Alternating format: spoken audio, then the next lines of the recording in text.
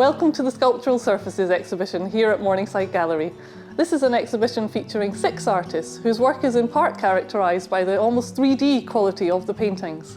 They're artists who often prefer using the palette knife over the paintbrush, and they really work to build up the surfaces in their paintings, really bringing their subject matter to life.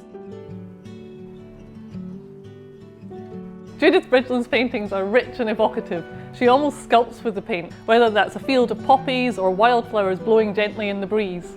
The play of light's really interesting on her work because it really bounces off all the different surfaces and you really get a sense of the three-dimensional quality, which is so satisfying.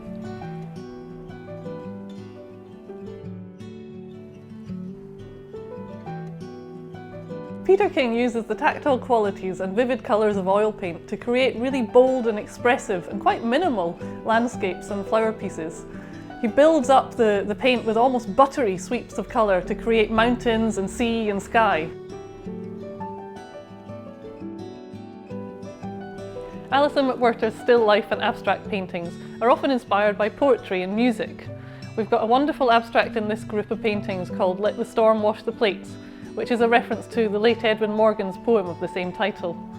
So this collection contains both still life paintings and abstracts, but in each of them we see Alison's process. She often works directly on the canvas, quite intuitively, and sometimes mixing the paint there.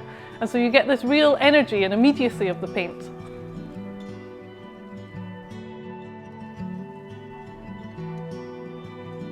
Alison Cowan's paintings really are sculptural surfaces at their finest. Every inch of the canvas is covered, and her repeating marks and subtle colour transitions create an overall sort of mesmerising effect almost. You want to look in more closely at all the details and the way that the light is bouncing off different surfaces. They really are something to behold.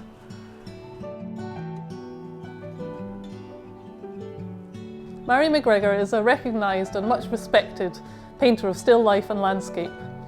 These smallish flower studies take quite a while to come to fruition. There's a lot of planning in the process before Mary begins to paint with oil. So the end result is a painting that is full of contrasts and life and real exuberance. Linda Park's paintings are probably the most dramatic and atmospheric in this particular exhibition. Linda almost employs 2 different styles of painting within each work.